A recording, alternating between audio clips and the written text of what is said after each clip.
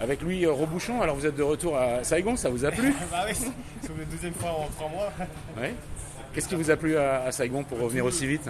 La cuisine, les gens sont gentils, j'adore la culture ici, c'est un plaisir de revenir. Donc un événement avec le petit Saigon.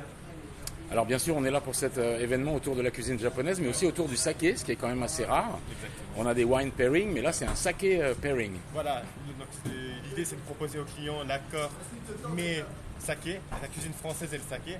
Parce qu'en fait, quand on parle du saké japonais, les gens confondent toujours avec le saké chinois qui est très fort, qui est une distillation, alors que le saké japonais c'est comme du vin, c'est titré à 14-15 degrés. En fait, c'est un vin de riz.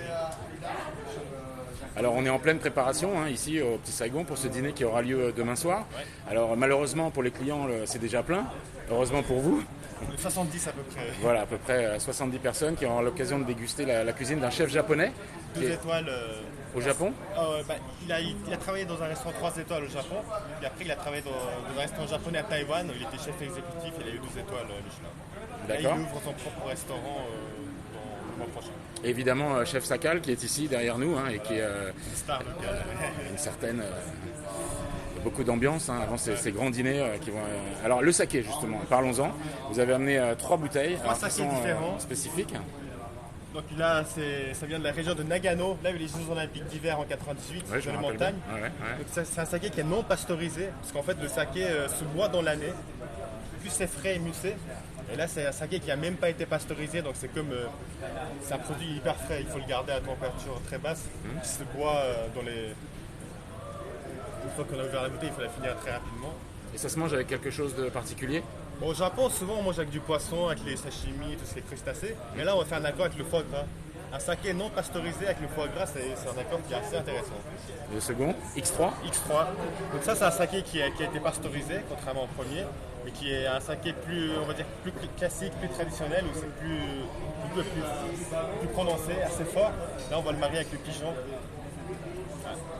Bien. Et les derniers? C'est un umeshu. Umeshu, ça veut dire c'est une macération en fait de la prune japonaise dans le saké. Donc c'est comme un vin liquoreux, c'est doux, c'est sucré et avec une belle acidité. C'est titré à 12,5. Donc ça se boit avec des glaçons. Bon, pas le matin quand même. Pourquoi Si. pas, hein, moi, je pense que toi tu pourrais. Alors est-ce qu'on boit beaucoup de saké au Japon? Est-ce que c'est une légende ou est-ce que c'est vrai? Les gens buvaient beaucoup de saké. Maintenant, malheureusement, les jeunes japonais consomment plus de vin ou du cocktail en fait à la place du saké. Donc c'est ça que je trouve dommage.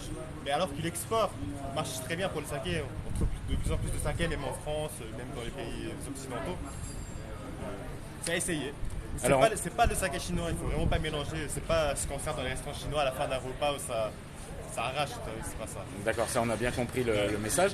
Alors on rappelle que vous êtes le fils d'une légende de la cuisine, Joël Robuchon, et que vous êtes sommelier, donc vous importez du vin français au Japon et vous exportez du saké dans le monde. Voilà, c'est ça. Dans quel pays on préfère le saké?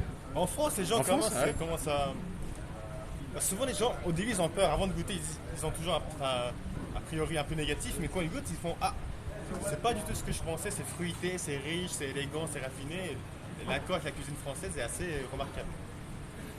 Louis, merci beaucoup. On vous souhaite un bon dîner pour demain soir, une Merci. belle fête. Ça va être un dîner festif, je suppose. J'espère. À très bientôt, merci.